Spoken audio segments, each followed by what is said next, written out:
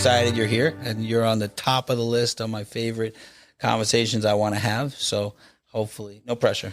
So thank you so much for coming, Rabbi Kalish. This is really, really, really exciting for me. So thank you for coming. Thank you for having me, Sonny. I'm excited to be here and excited to talk together.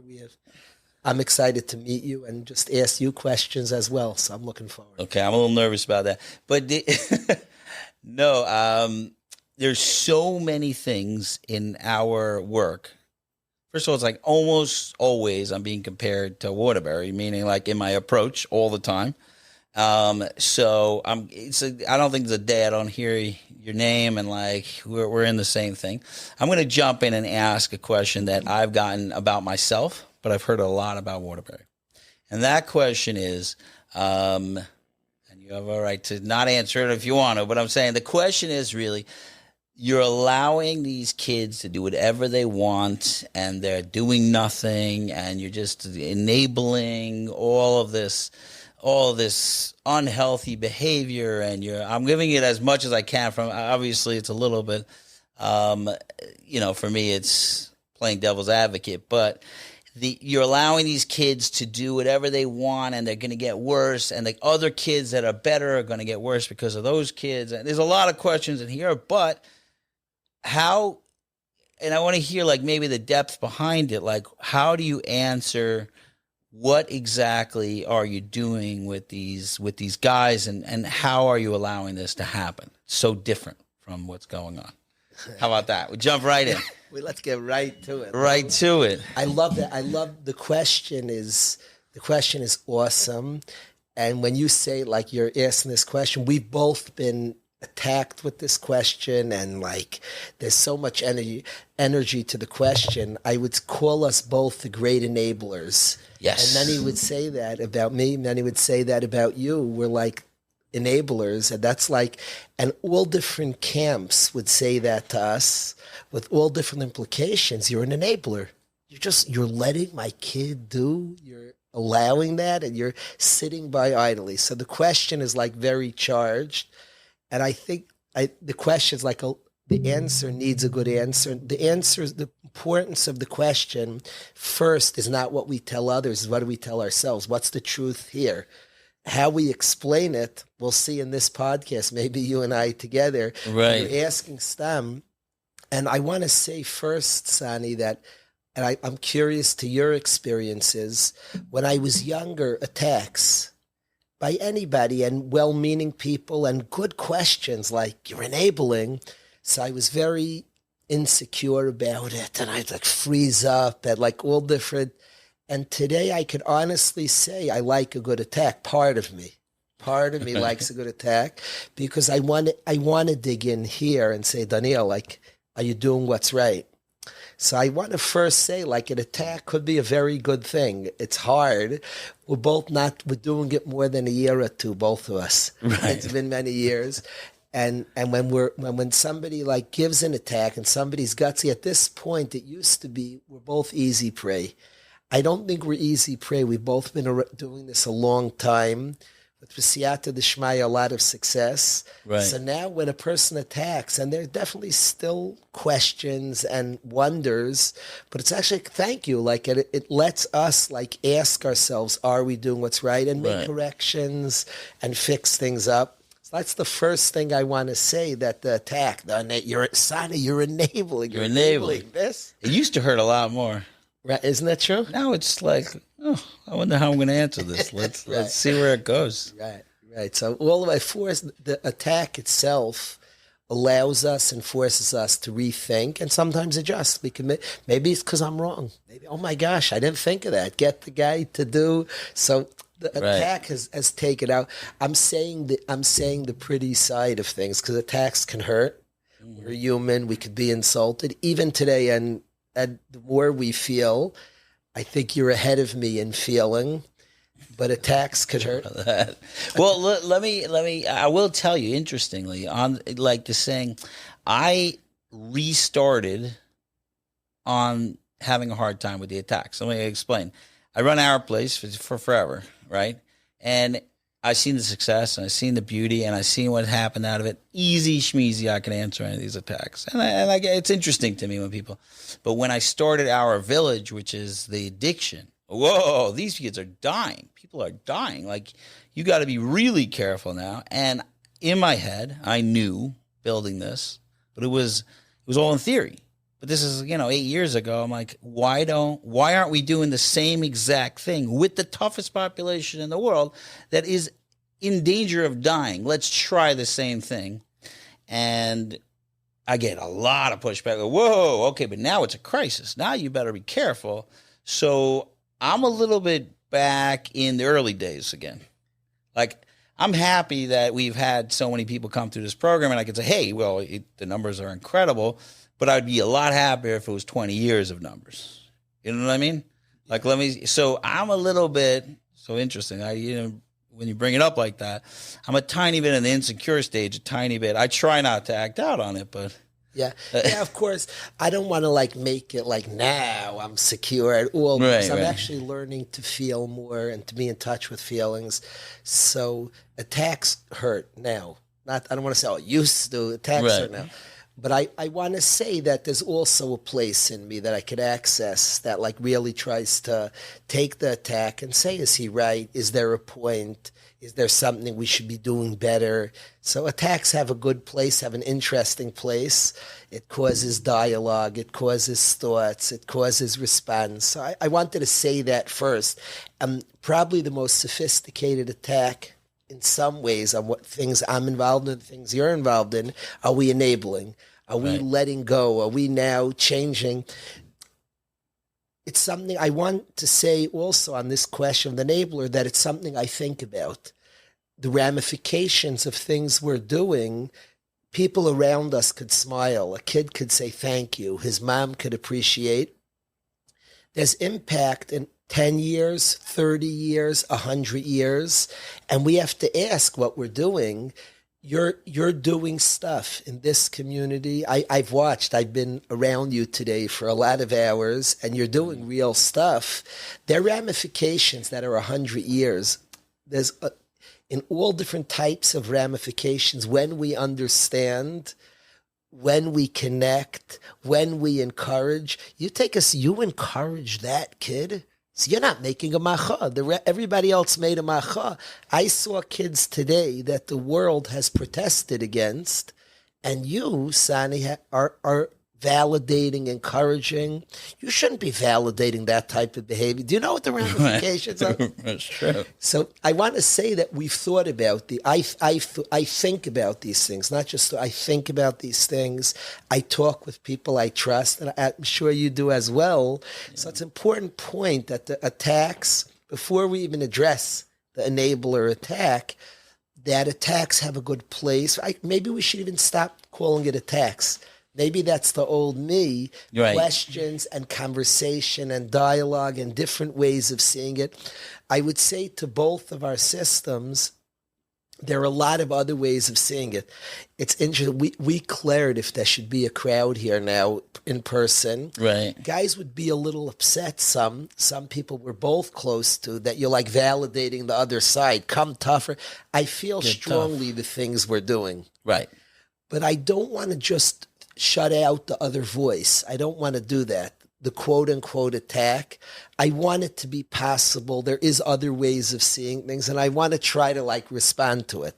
Right. I thought that was important to say before we speak it out. Is that fair? Yes. But while 100%. One of the things, and while you're talking, I'm like, what is the most legitimate? I don't want to use the word attacks, but the questioning of myself, the most legitimate questioning of myself is that I've seen other methods work. That's the one that gets me really tough. Sometimes, if I hear an attack from a guy on the street, he says, I don't like what you're doing. Gavaldik, what do you know exactly? I don't know. What's your experience? But if I've seen people who have had methods that were mamish opposed to ours, especially in the addiction world. Recovery world, you have people in recovery, and people are sober. They are sober, connecting to God, and they didn't go through our village. You know what I'm saying? And I'm doing this revolutionary approach. How did that work is kind of the bigger attack to me than to explain what I do. I was like, oh, so this I'll explain, and hopefully you could explain how enabling helps and all that stuff. But that one is actually, and I'm not saying I haven't thought of it a lot, but that's the one that tickles on me like the most. Like, maybe we could just switch it to the other method, but tweak it a little, and everybody will be happy. Kind of like that's when I see other people work. I'm like, I don't get it. I don't get it. I have an answer in the back of my answer in the back of the head. I will say my answer is that you accidentally bumped into loving them. You know what I'm saying? I don't know. It's like, I love the question. Oops. I love the question. Maybe the answer. I'm saying that's how I like make myself feel better. I'm like, because the guys say, oh, this rehab worked. I'm like, how do you know what's a good rehab, what's a bad rehab? We're gonna get back to the question. How do you know what's a good rehab, is a bad rehab? The answer is always that place cared about me. It's not they have better therapists. When you break it down, okay, what do they do? Well, it was good schedules. What else? Well, this person really cared about me. This person really, with all their methods and everything, there were 3 people that cared about that person. So I have a way to say that they're all doing our method. You know what I'm saying? That's how I answer it. I don't know. I'm not supposed to answer. I'm asking you the question. Sorry, you tricked me. Let's sink our teeth into this question. Fellow enabler, let's sink our teeth into the real question. Kalish, how, pray tell, do you look yourself in the mirror? How do you wake up in the morning? You're enabling so much and so many people to do so much. You're smiling and you're encouraging. Sony Perlman, what are you doing? How do you allow this? So to sink our teeth, I want to say over a little my story. My own story, I started teaching Baruch Hashem about 24 years ago. I've been involved in running a high school for 15 years. And my plan, let's talk more than 15 years of running a high school. I thought that I'll accept guys, some of whom are broken, some of whom, there's a mixed crowd in the high school, some of whom I thought were broken. And I'm going to take these broken kids and kids doing drugs. I'm going to convince him, what are you doing? And just right. Open his eyes. He's doing drugs, this guy. This guy's doing this. And I'm going to open his eyes to how stupid he's being. That was my plan. I thought I'll be very encouraging. I'll be with positivity, with love, whatever method. But I'll get this guy. He's like, what's he doing? That was the plan. Being honest along the way, and this is years in the making, I started meeting people who were grappling with real things I didn't understand at all. My own wasn't like, I have the answers and he does. No. He's processing things I don't even know how to process.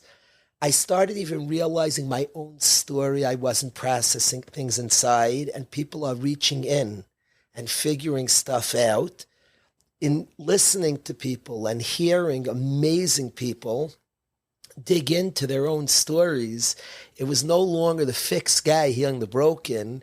It was discovering my own breaks, my own humanness. And all of a sudden, guys sharing their heroic journeys. And it wasn't just, so all of a sudden it's hearing and processing. Now, when you join that journey, in the journey that I thought I was going to go into, I can get guys to look very fast, and the world would love it. It would be like the school system. Right. Kid, I would make Ritzifus programs, and you'd see a stark guy. Parents would be like, whoa, Kalish. And fake it till you make it is cool. Right. I could quote it in Svarim. Chitzainis meris apnimius mesias sharim. I could quote the Chinuch who says, Adam nifal kfi pulaisav. I know the system, Chazal, of fake it till you make it. And they're a tool. That's one tool of many tools. But honesty and uncovering and discovering who we are and working through stories and things we need to figure out, that's what I've discovered. That process doesn't look pretty. It could get ugly. You could see, I'll tell you a story, Sani. A kid came to yeshiva, big yarmulke, and he was a frum-looking kid, and he graduated without a yarmulke, and he graduated flowing hair. And he has a relative who's a rabbinic figure. And when he would see me at chasnas, he would say about his cousin, he'd say my cousin like this. Right, nebuch. And like attacking me. That was the attack. Enabler. And he would always say at weddings, I would wait to meet him, my cousin. Unbeknownst to him, his cousin went through severe trauma, the severest wherever our imaginations can go, severe trauma. I couldn't share with the cousin. If he didn't want to share it, I wasn't sharing it. When he graduated, it was a nace he was alive, and he was a lot healthier and frummer and closer to God than when he came, but it didn't look pretty. Right. So when people say enabler, if you don't look at the world within, so we're enablers. In the external world, you see what this kid didn't have a yarmulke, had long hair. We're enablers. In the world within, the amount of construction that went on, we would not, I actually say the system I want to attack back is the great enabler. It's the enabler of inner destruction, and it enables it. As long as you look from, I don't care how destroyed. By the way, that enabling destroys a wife, destroys future generations. You're saying that, like, if the society is telling you to enable people not to heal. Yes. That's what you're saying. And not to work on your inside. I don't think you and I are enablers. I actually think in the external enabling, that he looks like that you're just loving, you're actually helping a person like dig in here and learn to accept places and find places. The loving itself and appreciating allows a person to like dig in, and I'm okay and I'm safe. I don't have to like impress you with external things. That's enabling a lot. You take a kid and he has tremendous difficulties inside, but he looks the way you want him to look, and now you're okay. You've just enabled crazy stuff. Wow. I think I had a guy, and he was dressed black and white, and he was, and he was doing all these things. And one time he was in a conversation with me, and he got angry at Hashem. I remember it was in my car, and he took his yarmulke. This is over 20 years ago. He took his yarmulke, he threw it down. I hate it. And I said, you're doomed. He's like, what? It's like, that's the first honest thing I've seen you do in my entire life. If honesty took over, you're in trouble now. I appreciate you a lot. I want to say, Sani, and this, I appreciate I don't say what you do for guys, what you do for me. I'm changing, Sani. Okay. Because I want to say a Bachar I'm close to went to rehab, and he was there for a month, and he had all the good externals. He was stark. Right. A month in, he was there a month, and I sent him, it wasn't even a specific addiction. I felt he needed to get more honest with his own story and dig in. Mm-hmm. And a month in, he got upset at a kid at the rehab and like really got into a little sichsuch. They got into an argument.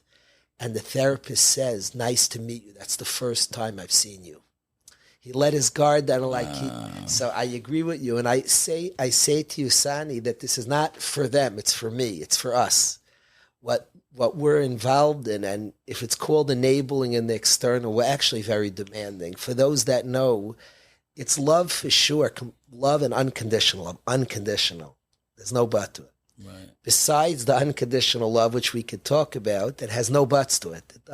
Unconditional love there's no but to it. It's not, if you do this, is there no, unconditional love means unconditional. Right. There's no but to it. Besides for that, we're both demanding, and I've learned this from the guys. The demands are in the unconditional love, and it's not totally on doing this. But when you are loved, you can actually be courageous to look inside yourself in places and get honest and figure out, because you're accepted, and you don't have to put on a show for anybody when you're loved unconditionally. Right. And then it allows for real, heavy, good work, like real work, deep work, that in a world where you're loved and accepted and not asked to perform, you could actually, it's almost natural then to do this type of work. Right. It happens. It's interesting because the way we split up, I actually talked about a little bit in the speech today, that we have these 3 stages that we talk about, which is, well, I like to put things in very good categories to make it make more sense to me. But, obviously all 3 stages are happening at the same time, but there's the baby stage, which is like the gas tank. And then the car is the active stage, the independent stage, and then there's the giving back stage. Those are the 3 stages. But what? Speak it out at length for every. I want people Okay. to hear Okay. this. Yeah. No, I think I have. Well, let's speak out loud. So the mashal that we have, the allegory that we have, is that we all have a self-esteem is made up of a gas tank and a car, which is the worthiness and competence. Those are the 2 parts. And everybody is trying to be competent. But if there's no gas in the gas tank, then you're competent for a week, a month, and then you just pass out. So the gas tank is the love tank. That's if I could feel confident and I could feel like I am loved, I am being held. I'm being held.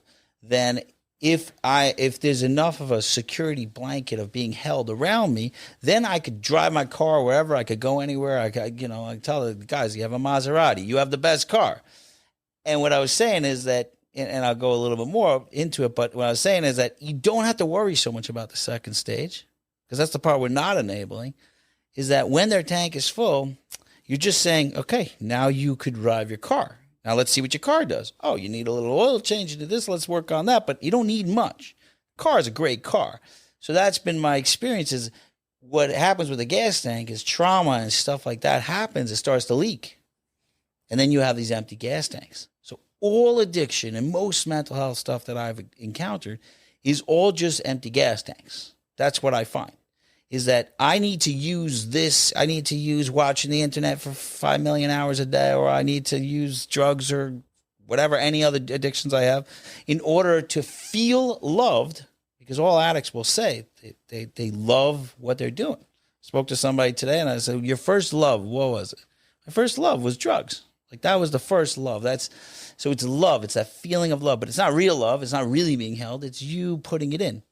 So the idea, what you're saying is, what I think you're saying is that we're challenging them to use their car, to use their independence by taking away the problem of the gas tank. We say, well, we'll take this away. I see this in practical ways when you tell parents, hey, stop fighting with your kid. Now he doesn't even have an excuse to be angry. Who's he angry at now? He's messing up. Oh, because my parents were used to treat me bad. They haven't treated you bad in 2 years. What now? Like what?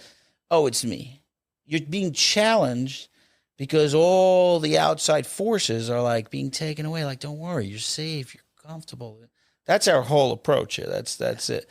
But the way you're saying, and I love it, is that like we're doing the opposite of enabling by forcing them to look into themselves honestly to do the work. By taking away the thing that stops them from doing the work. Yes. Is that what you said? Yes. Okay. Yes. That's a length. Yeah. Yeah. I have a question. I'm curious in your experiences, Sani, and this is a grapple. I don't know if it has an answer. I'm curious. You're a therapist and somebody who's worked a lot with people, and in my own journey, in the start of my career, so the external of the guy being a stark yeshiva bacher, ending up in certain prestigious yeshivas, that was a big focus because I was living in that place of external.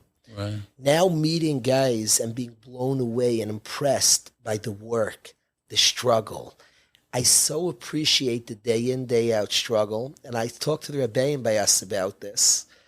I don't think as much about the stark yeshiva and the product at the end. I actually appreciate the whole journey, the struggle. I celebrate the kid. I'm actually intimidated, impressed with the guy. And I'm curious that almost have to remind myself that it's okay to think about a product.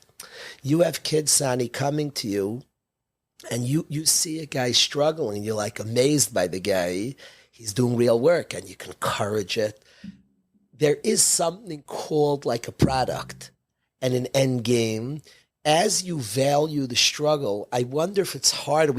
I tell the staff, we have to remember, we're allowed to like hope he looks like us. He becomes a cool guy. He has a beautiful family. I have somebody I'm close to today, just became a chassan, and I'm so proud of what he looks like and his plans. He's going off to Eretz Yisrael to learn. That's not the main thing that hits me, is the different struggles. He's been very honest different times. As a machshav and value that, and forget about the end product. There could be almost the cost of that because we're allowed to have a certain and It's interesting. I mean, I don't think I see the end product much. And maybe it's because maybe it's the rebel in me that I never even saw the end product as the greatest product. Like, it's like, okay. Like, to me, it's like, I say to my wife, like, you know, I have kids and they go through struggles. And I say to my wife, I think the only thing, I hope it's not true. The only thing I would be disappointed in my kids if they were unkind to people. Like, if they turned out to be, like, not nice people, like, I would hope I could get over it. You know, like, still love them unconditionally. But, like, it's going to be hard for me to swallow that. Could there be a flaw, Sonny, I don't know, could it be actually a good thing to still have a picture, that picture I started my career with, that today I struggle to even care about it because I value I'm so proud if a kid was miscaber in the moment, if a kid does something nice, a nice deed, if a kid learned for a minute sincerely, I'm like, wow. Right. So I'm stuck there. I know what you're saying. Maybe, I don't know if we have to make a picture. Maybe it's still. I don't know if you're supposed to have a picture or not. The truth is, maybe we're supposed to have a picture. I'm confused. Side. It's funny when we talk about as the enablers, we talk the other side of the coin. The system's busy with the picture. They're busy with the picture. Maybe even us guys, a picture wouldn't be so bad. It wouldn't be a narrow picture.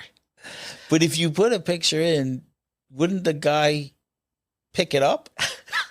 You know what I mean? I grapple with this, Sonny. I grapple that there is like, you're allowed to have an aspiration. And again, like this is like real stuff. I've become so valuing of the deep inner battle. It's hard for me to even say, so what's the picture? The societal norms. He looks stark. She looks so the real stuff that the person, but again, we have a Torah and mitzvahs that we want people to engage. I grapple with this, Sonny. I don't know the answer. I was wondering where. Yeah, I could tell you that I think my dream. I talk about being a dreamer today. Like, I think my dream is that the new Jew. There is no picture of that Jew. It's just a group of people that could see each other in the struggle. Like, it's not, it's funny. I grew up in a house where we were kind of colorblind to a lot of these things. Like, we were like, oh, the guy's wearing this, he's not wearing this. There was a lot of interesting characters coming through, and you kind of judge people on whether they were struggling, whether they were working on themselves, whether, you know, there was a journey happening. Were they better today than last month? Were they better, you know, for themselves? Were they happier? I don't know. It could be there's a flaw in me that I like. I don't even know if I ever saw it. I don't know. Maybe I never bought it. Because my own journey was I went stopped being religious for a period of time. And then I came back. But when I came back, all the stuff people were doing was narishkeit to me. I'm like, so you're keeping the mitzvahs? Like, what does a black cat have to do with the mitzvahs? I don't understand. So I had like long flowing hair at the time, and like, I mean, Shimshon had long flowing hair. Like, why can't I, go kill some plishtim with this? You know what I'm saying? Like, what's it? Like, I didn't. Something of value. I think it's my inner rebel. I don't know. So I don't. But maybe that ruins. I don't know. I don't know. There's something called like tzura and a form that can house and hold the chaimer, the thing. Yeah. And I think you have a tremendous care about the chaimer, about the essence of the thing. Are you God-fearing? Are you fighting? Are you working? There could be a tzura, a form. Tzura is very, very important. I think the last dar was tremendously about tzura, if I may say, and you're like at a revolution of chaimer. I think there could be a picture of some outward form. There could be such a thing. I think maybe it'll come together. There'll be a form, but it won't look like this. Or it will look like all of it. Yeah, I'm not worried. I don't know. It's funny. It doesn't have a dress. Even the picture I have, and I'm grappling with this. I'm like telling you that I'm struggling. And what matters most, Rahman Ali Babai, Hashem wants the person who's pushing to serve Hashem, who's loyally and sincerely connected to Torah and mitzvahs, it is connecting in a deep way. I think having some picture, and the picture we can draw it, having some like healthy picture. Now again, understanding the ikr is the Rahman Ali. I think that could be an amount. I leave it as an open-ended, interesting. It's definitely a journey because I respect today in a much deeper way that person fighting for the mitzvah, fighting for that honesty. I'm like the guys we share people that we're close to, and right. I just sit back. I'm like, wow. You see somebody. I told you, Sani, today that a boy I'm close to is sitting in the middle at a rehab in a distant place, and he davened the Kabbalah Shabbos with sincerity. My Kabbalah Shabbos does not compare to that. I was at the Rebbe's kever a few weeks ago. Mm-hmm. It was the middle of the night. I went to daven for something. And it was about 1:30, 2 in the morning. And we were about, probably I would estimate 15, 20 people were in the kever, but next to the kever davening. And a teenager walks in and he asks for quiet. He looks around, he's there for a little while, and he quiets everybody. We're in the middle of davening. Wow. Like nobody talks. And he says, can everybody be quiet? So he says that I don't know how to pray. I don't know what the words mean. I don't know how to pray Psalms. Could I ask everybody? My name is Bob Ben Joe. I don't remember his name or his father's name, but he asked, could I ask everybody here to pray for me? Sounding in my mind, like you, I'm just like, could you pray for me? This guy, this pure soul, like sincerity.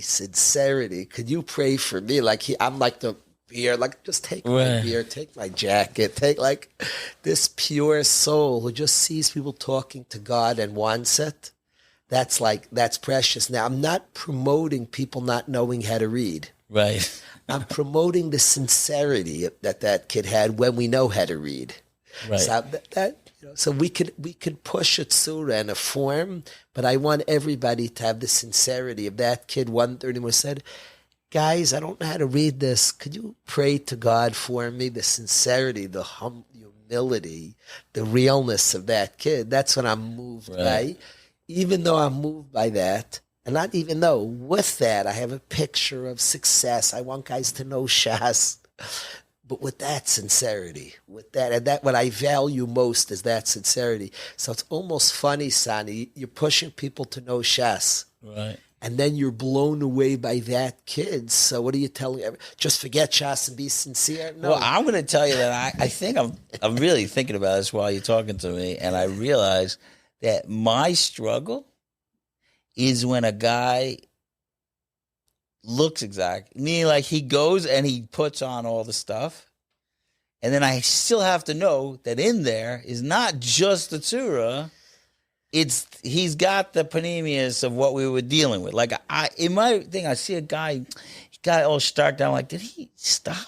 Is he one of them again? Like what? How many? So a little bit. How many kids, Sonny, do both of us have to hold back?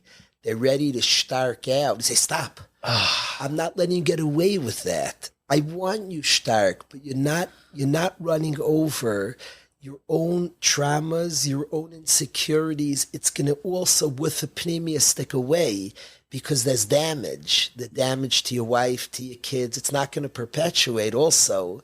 You're going to pay. You have to, the tools you need. So many youngsters, that's where we're enablers. We're not just enablers. We're making the kid not go forward in a certain way. If we feel he's if it's building too on fast, nothing. yeah. You have this. You probably have much more of an issue with this because I don't look the part. I don't know how to I wear a funny yarmulke. So they don't think that I want them to be starked out. I can imagine if I looked more like someone in the yeshiva system, they were like, "You happy now, Rabbi?" Like they're going back to conditional love. They think that they need to do that. You say, "I don't know, you're not there." But there's a lot of. Can I tell you a funny story, Sonny? Yeah. A kid who knows me, who understands a lot of what we're talking now, a lot. So a kid said, "Rebbe, I stopped listening to secular music." Now he knows he's not getting much from me for that. Right. Okay. music doesn't have a yarmulke. There's stuff that passes for Jewish that I don't consider inspirational. There's stuff I don't, it's complicated. But he said it to me. I was wondering. I was like, I frummed out. So he said, Rabbi, I know what you're thinking. And he said, I want to explain. He said, a lot of the music is not talking to me anymore. Oh, and I gave him a big hug. He was saying, it wasn't this, I frummed out. He was talking where he's at, what energizes him, what he relates to, like pneumistic things. So if that's changing, that's like, now again, there's external ways of growing that you could stop listening to music. That's nice. That's good, could be good not to listen to. It is good not to listen to songs that are appropriate. For sure is good. Right. But he said, I know you demand from me pneumius. He was saying that I'm getting so places inside certain music, I don't feel that's pneumistic. Right. I love it that he knows that that's not going to do it for you. To me, that's because I think I've seen a lot of people like trying to make the Rabbi happy, like proud. They're playing it again. They're playing the same game, and very dangerous, very, very dangerous. We're both like dealing with the dangers of the good boy game, being a good boy, fitting in, doing the from thing, right? And that's wonderful. But we're both going to try to hold accountable to being true to oneself, to digging in. I'm not the front lines of this game. I've been impacted by guys. To be more honest with myself, I'm getting there, and I'm appreciative of that whole. If we name this movement, it's a pneumistic movement. Yeah, it's really the word honesty, sincerity, authenticity.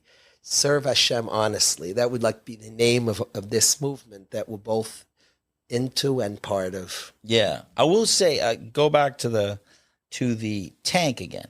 We have it took a long time for me to figure this one out, and it's really related to what you're saying, is that the tank is leaking, right? And so we have to do two things. One is patch the tank, and the other one is to refill it. So what I found, and you were kind of alluding to it, is that some people are loving the filling. The way to patch the tank, I'm jumbling the words, but the way to patch the tank has to come with a challenge. They have to do something that's wrong, and you have to pass the test. You can't patch a tank by just saying, okay, it's patched, just keep filling me with love. It has to be a test. Like the staff here, we have a couple of staff here right now. Mendel knows if they're doing something that bothers you, you now you're in the hot seat. Are you going to pass this test or not? I mean, part of the growth has to be that they have to be bad. That's something that people don't get. And some people want to skip that. And they fill themselves up with, oh, this Rebbe filled me up, and I'm great on this. I got all this, but they forgot to make trouble. You were saying the mechutzav thing. You have to. Okay, so I think we got the enabling thing down. I don't know. I think we're pretty good. I think we got it's the enabling. It's a long sugya, but I think we've done pretty well with that. Amazing. I'm personally so excited because there's so few people. I mean, you're a totally different league than me, but I'm saying there's so few people that have been doing this as long as I have, and I want to sit down and schmooze. So a little bit more personal, and you tell me if you don't want to. This has taken out most people. Like I was talking about it before. Like most people I know that have dove in deep into this topic of like really dealing with struggling people that are like really like, challenging and all this stuff we're talking about.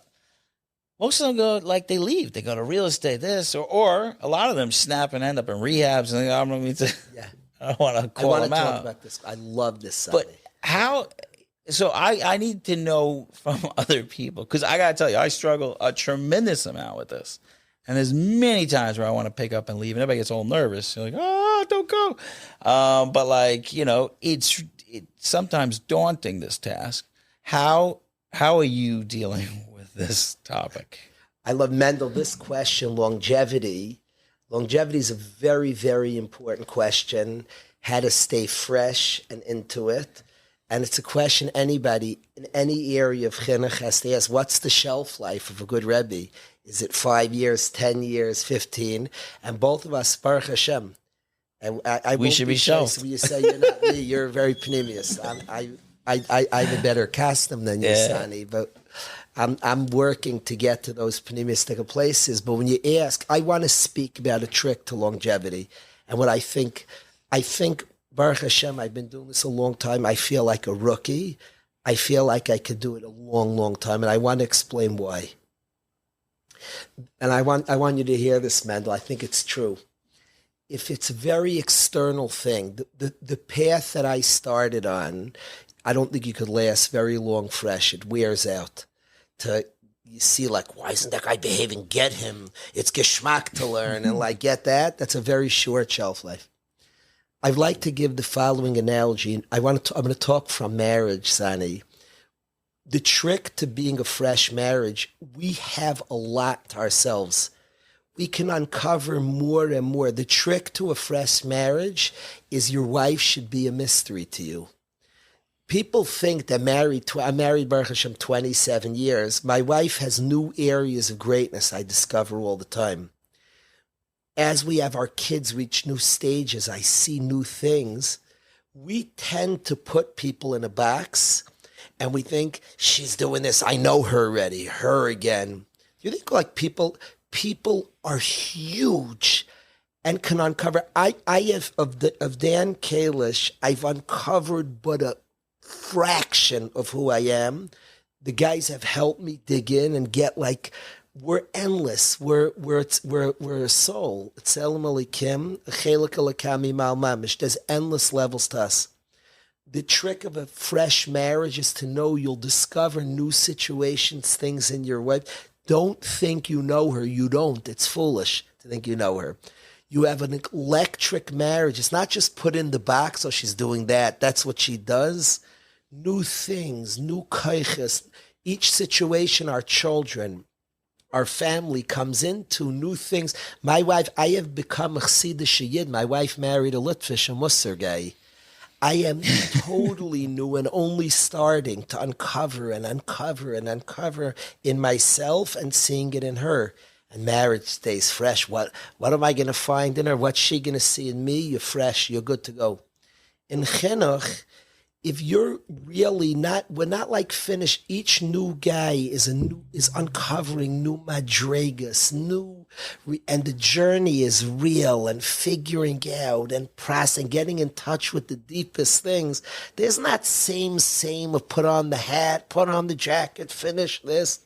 Baba Kama stays the same, but the Yid and his attachment to Baba Kama is like a new journey, a new Kiddush Shamayim. This is real, authentic. And in his journey, I uncover new things in me.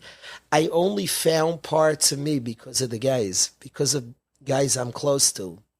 So there's something fresh and new, and when the journey is in the pneumistic journey that I've come to learn, it's not so easy to get tired out. It's adventurous.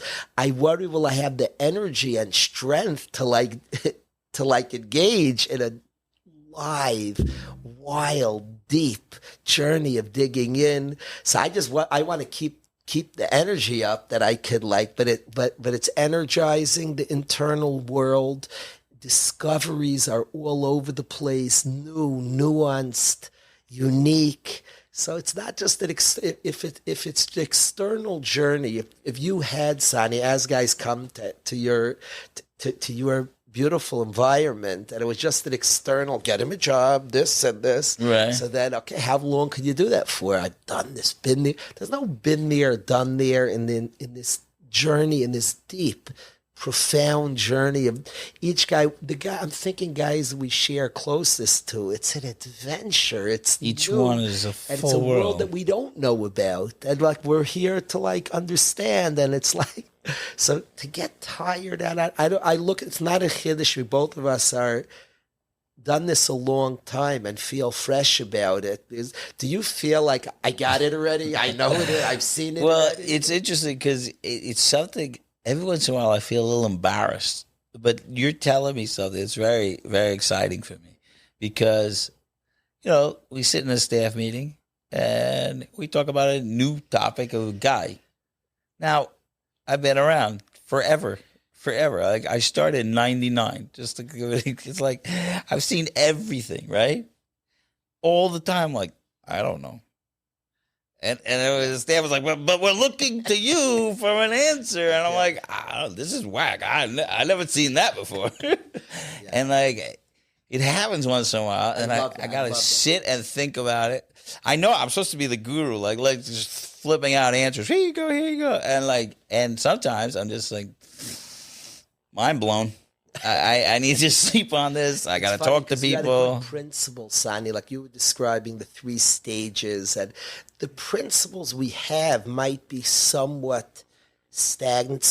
Even that, there's some endless nuance to that we discover. Right. So it's I give a Musser Vadsani every day. Now it's not really a normal thing to do. Every day Musser. It's called Musser. Right. The truth is I just share what I'm discovering by the minute, by the second. I'm trying to the Musser belongs. I'm close to guys. It's Johnny, it's Nafti, it's Daniel, it belongs to them. And I just share things that I'm opening up to and trying to share that with the world.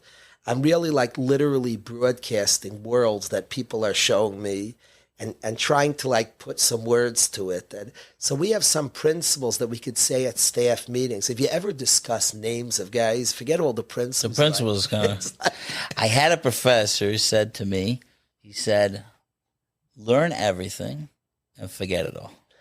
Now you're with a person. I was one of the best advice I ever got. He just forget, but learn it all. Have all the good theories and the philosophies and stick it in and then forget it all. So you say after all these years, you still have a sense of mystery where you're discovering.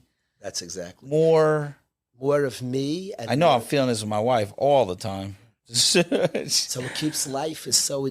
If somebody ever feels my marriage, we're together so many years, that I can't believe how silly a person is. You haven't met your wife yet. To think a guy's married 27 years, as I know her, he doesn't understand life. You convinced me to go on more dates. I need to. Of course, I need to discover this woman. Situations like our kids, the unique situations Hashem's give us.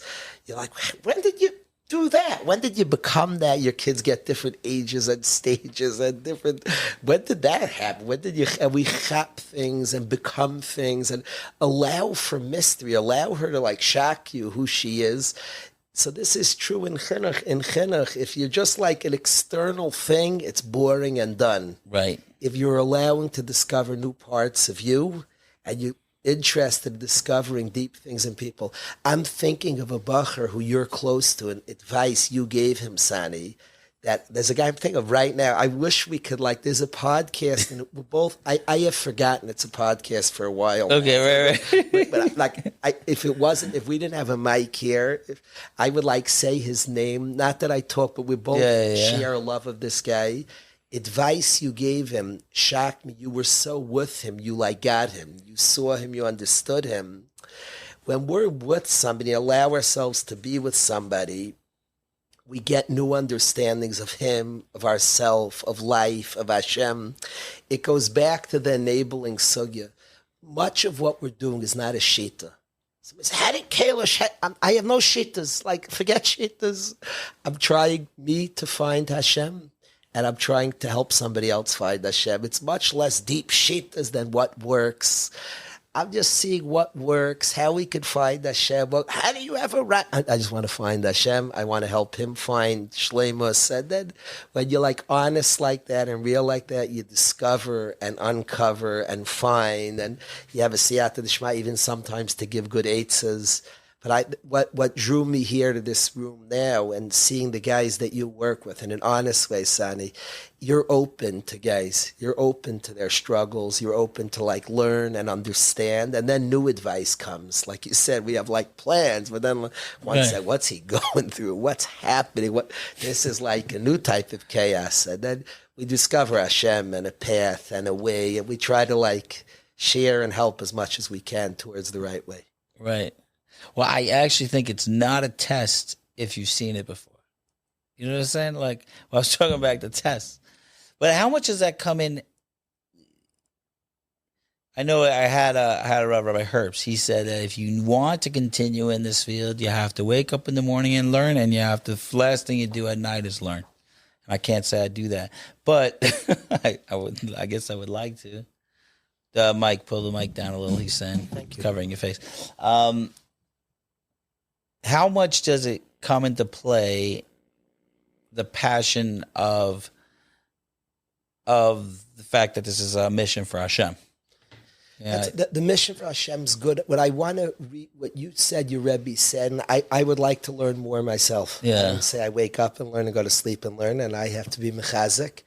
I want to say and to re-say, and this is something I know you do, and I'm not, I want to do more limud Torah, but I say that you have to be open to your own story. If you're closed to your own story, you're done. In this work, to stay fresh and fiery, you have to be discovering new parts of self. And in the schos of meeting new people, it brings that out. New understandings, so when you say learn in the morning, learn at night, I would say the willingness to grow yourself. Right. If we're stale and stagnant, but I think in this adventure, we grow, we learn, we have new understanding, new chazal open up, new worlds open up to us all the time. So, well, I got to tell you that one of the things that's happened, which has been very difficult for me, is recognizing how incredibly average I am as it goes. Meaning I used to think I was really something special, really thought I was like the bee's knees of the old days, and like, there is not a thing that the guys are struggling with. When I look a little bit deeper, I'm like, oh, I'm also struggling with it. But it's constant, and it's almost like, I wonder if it's some reason people give up because of that. There is literally no way to not be introspective when you're so deep in this. I maybe there is a way, but not for me. So I think that's what you're saying. I don't know if you have this same experience. Is that I feel so average. I almost like I tell my wife I'm just a regular guy. I have a Sahara to say things, to say it pretty, to look positive. Yeah. I have such a Sahara Sani. So I'm going to say it too pretty, and this is a grapple, but I'm going to say it nice. You'll hold me to like that. That I also see how average I am, and part of this journey is seeing how human and not being afraid of being very human. I've discovered when a guy say things like you described, I relate to that a lot. Guys say something, you're supposed to say, I can't believe you're struggling. You're like, I also like, I relate to that a lot. So I discovered my humanness, and I want to say that I love it. I love it. It's so good to be human, and every human is precious. Now, when you look at a guy's son and you're like, he's human, you're amazed by him. He's, wow. Right. So our humanness, the answer is yes. And we learn our humanness, and boy, are we human. And each guy, we deal with a population that's probably the most honest population in the world. So we are told off probably more than most people. You think like we're both big in our fields, we're told off a lot. I'm told off a lot. And I love, I am told of guys are saying, Kalish, you're human, and I love you for it. And I started to love me for, I love being human. So we're frail and human, and it's beautiful. It's beautiful. Oh, you see the beauty. I sometimes see the beauty. Sometimes I'm like, I talk. It's enough. Yeah. Why can't I be a legend already? It's so good to be human. It's so good to be human, to be frail, to be insecure. It's good to be human. It is interesting because the people who challenge me the most are the people in the program. Meaning the people, there's a guy here who says, literally the other day rattled off 50 problems with the program, like to my face. And I'm like, ouch, ouch, ouch, stop. And I was like, okay, all right, I'll just take it at this point. We get very in touch with our humanness and what we do, and we learn to love it. We learn to appreciate Hashem made me, and Hashem loves me with all my humanness, because of my humanness. One of my favorite prayers in the world, and I picture my Rabbi, I daven with him Yom Kippur many, many years. He should have refuah shlema. And my Rebbe said, I stand in front of him when I pray this on Yom Kippur. There's a prayer that contrasts the angels to the human beings, describes like the fiery, the heavenly angels, and the frail human. And Hashem says, Avisa Sihila, I want the prayer of the frail human. And we're very in touch with our humanness, very. I also, my Rebbeim told me to learn in the morning, learn at night, and I do not learn enough Torah. And I want to learn more Torah. But I'm frail and struggle and work to learn more and to engage more with all the business that we have. And in the frailty of all our insecurity, all our weakness, not doing enough of this and enough of that, I think we're amazing people. I think human beings, Hashem loves us, and I appreciate the time that I do get to learn. My son asked me, Sani, that you used to be a koil guy and learn a lot of hours. And today, you don't learn so much. He said, how does that feel? My son asked me. Thank you, son. That's nice. Kids are honest. And the answer is that I have a deeper relationship. When I want to do it more. When I learn one pasuk, it means more to me than ever. And I value that a lot. My relationship to Torah is deeper. It matters to me. And that I attribute to the guys. I owe that to the guys. I owe that to the world we're both part of, the honesty. So I wanna be the guy who davens hard. If I had a closing line to this conversation, Sani, I want to be able to, I don't promote that youngster who walked in who couldn't read. I want to know how to read and I want to read a lot, but I want the sincerity of that kid who said, I can't read this. Could you all pray for me? So I think we've discovered and this is a journey we'll stay on. Let's stay in it together a long time. There's a custodian by us. Remind me your first name? Mendel. There's a custodian by us who's been there 25 years. And 20 years in, we both had done it for 20 years, and I appreciate it. His name's Alan. And he's a guy who really likes the yeshiva. He's been through his own struggles. He probably should speak to Sani. And he lives in the inner city, but he cares about the yeshiva and likes the yeshiva. And Alan and I made a pact. After 20 years, we said, let's do another 20, then we'll talk again, but let's commit to another 20. 2 years later, he got deathly ill. And when I davened for him, I asked Hashem that me and Alan committed to 20 more years, let him. And he just is in remission about 2 weeks ago. Wow. Alan's in remission. We committed to it. I say to Sani also that let's stay young, let's stay at this. Let's another quarter century. Let's do it long. We both started around the same time. We've been without sitting down. It's not like we've had this chance to sit down. We'll sit down without mics too, but we both started at similar times. Literally, I came to Waterbury about a year and a half after you started, and we've crossed paths through people we both love, who've both interact with cross paths. And what you're doing, I appreciate tremendously what you're doing.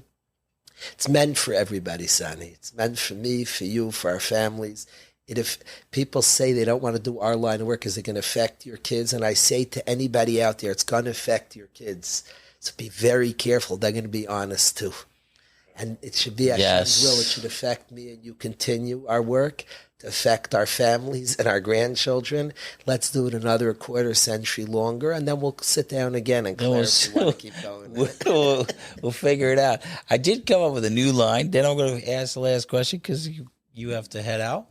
The line I decided to coin a new phrase called helper fatigue, which there is a line that goes, I think, empathy fatigue. Is it empathy fatigue? What is it? Anyway, when I started getting upset that people would say the word burnout, because it sounds like it's my fault. I say if I'm with all these people and all their suffering all the time, I'm gonna feel tired sometimes. Sure. Like there was no, I had to take away the, what are you doing? Are you talking to your supervisor enough? Are you doing this? And, all that.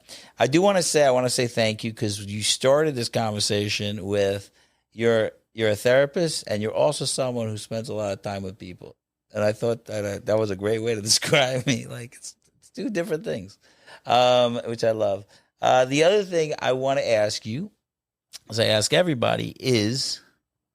Well, two questions. One question I don't ask everybody, but I thought of this question. What's the question that you contemplate like that's bothering you that I didn't ask?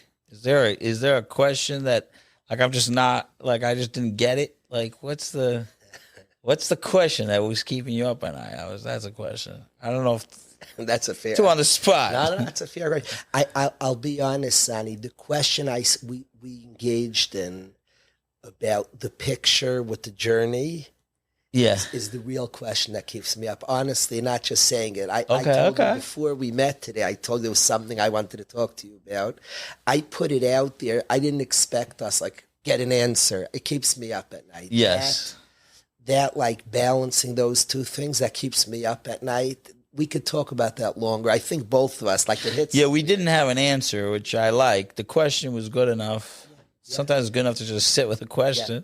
Maybe there'll be an answer. It's interesting. You describe coming from the place of internal, and you like describe like thinking, hey, is there like an external picture? Is there, but that's limiting. Right. I get turned off from, and I came from the place of more external to finding the internal and being enthralled by it. So we're coming from different angles of the question, but I do get, that keeps me up, that wondering about that. It's in a personal sense. Even you talk about external goals of how many hours. My Rabbi said, learn in the morning, at night. Right. And I'm describing, I like when I learn that it means something to me. But it's also good to hold like 3 hours, say there's like grappling there. That keeps me up. So that's valid.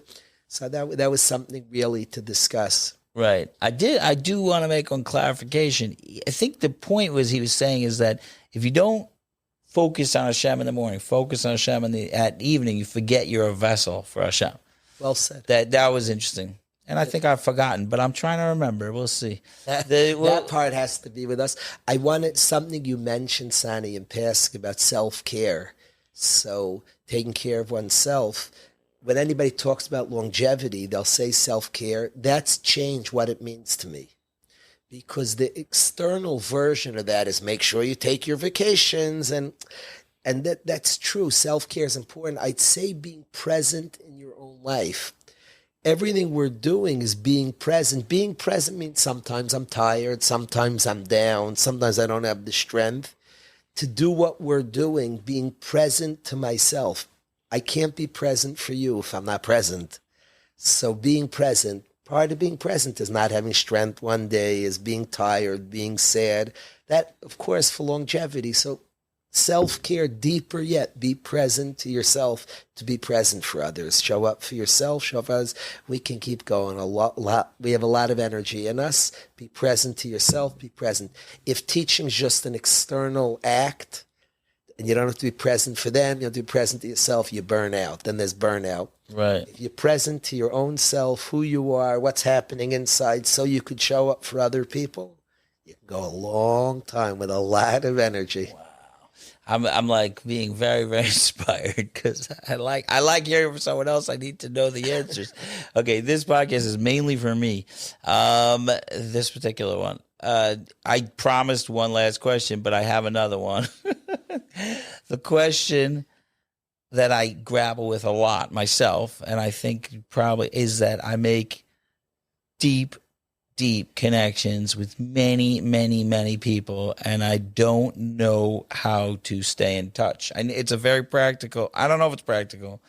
I don't know how to tell them I still care about them and I've gotten people, like a lot of people have gotten upset. Like, honestly, you didn't tell me you love me today. Like, it's become to a place where if let's say, some people call everybody on Friday type of thing, I would call all week, just hundreds and hundreds and hundreds of people if I told everybody I cared about them, and it's impossible. So, I mean, I'm assuming that you may struggle with something similar to this. I'm curious how you deal with that. I want to say to that, Sonny, that all of us, and I have to do a better job being more in touch. I'm terrible with my phone, and being more in touch. The care is real, and then I just have to be a present person, present for me, present for others. I have a tendency of people pleasing. If my calls are made, I'll rip out my phone and say, oh, I better call, like he's going to be mad at me. That's not being present. So I look at the list and I have to be present. when we're present to ourselves and present for others, people understand us. They know we're human. They know we only have X amount of time. But I'm going to be as present to me. My family comes first, my wife first, my kids first, my order of my life. My wife and kids first. Right. Everybody I'm involved in, the yeshiva, that whole community. Second, me last. That's my order.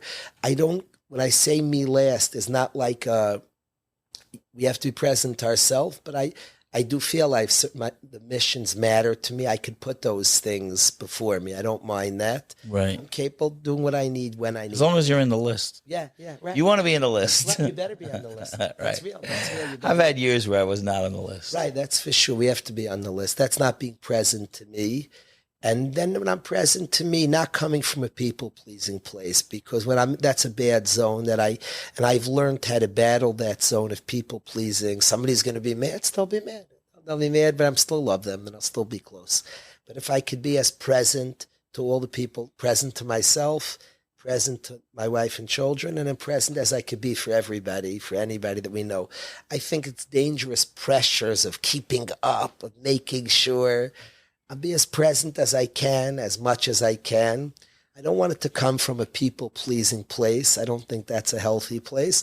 The fact that we have many people we want to keep up with, it will come out when you see somebody and you give the chizuk that you give, the person will chap that you've wanted to call more. It comes out because it's true. And it's not from a place of beating oneself up. It's not when somebody's upset, I can't believe you haven't called me in 3 weeks. Maybe they're right. And maybe I have to try harder. Right. But usually they could see that, he really likes me. I don't have to prove it. When I go to Eretz Yisrael, Sani, so we have hundreds of alumni there. I always on the plane go through the thoughts. I really like the guys. I respect the guys. So it's not like a heavy, overwhelming pressure to be this for him. Maybe we really like each other. We just really do. And just take comfort in that and then try our best to be as present as we could be. So because you have a heart and care for the community tremendously, to calmly with that, that's how I see it. It's amazing. I mean, because she was pretty big at this point. It's it's getting, besides for all other people.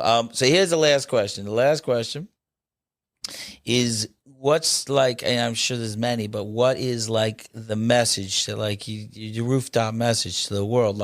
If someone needs to hear, what does the world need to hear right now? Don't be afraid to be honest.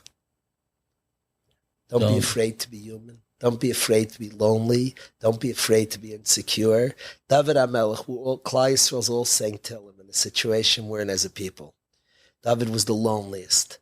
David HaMelech, all the feelings, they're all places. Don't be afraid of. Acknowledge to a friend. Acknowledge to yourself, most importantly. Those would be the words.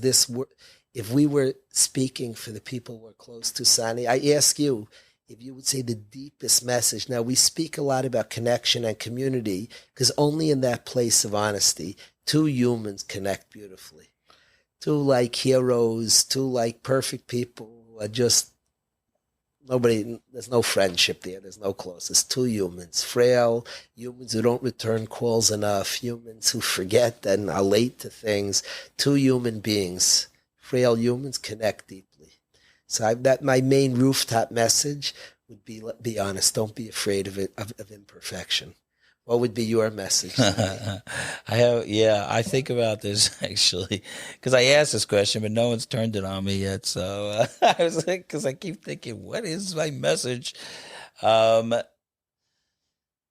said something today that feels like it should be my new message, which is stay curious, because I didn't have the word for that, but it was it's not, I wouldn't have said this word before this message, but before this podcast, but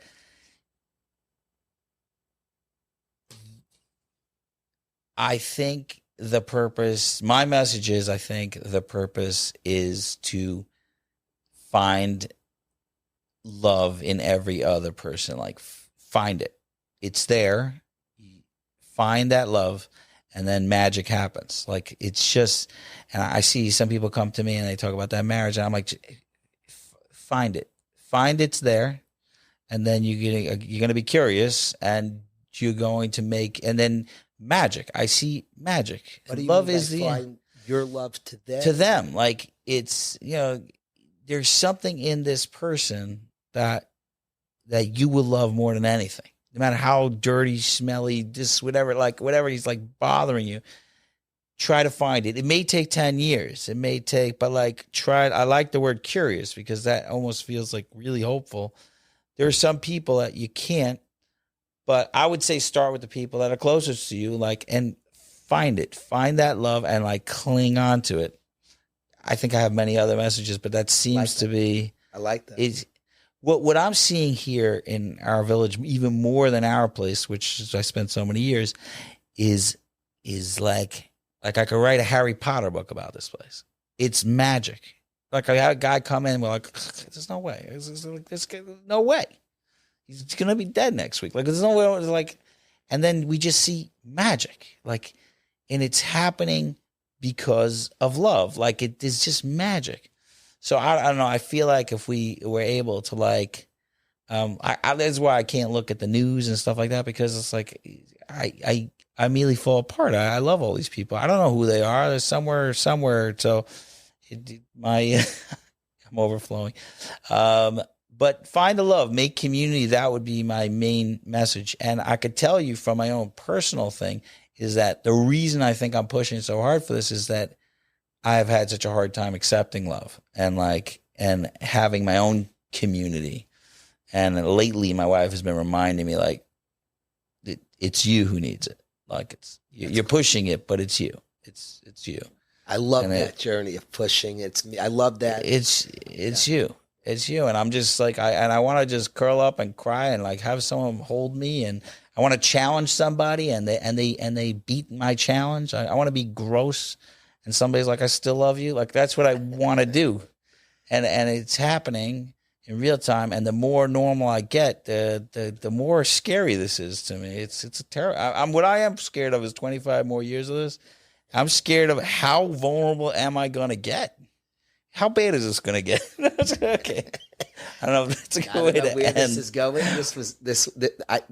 Exactly when I say where it's going, I mean the next 25 years. Hashem should give us both another quarter century.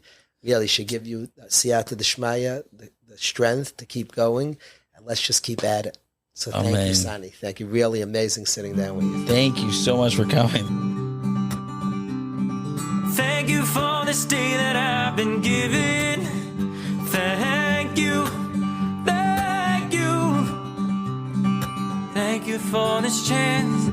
Thank you for this chance to live anew.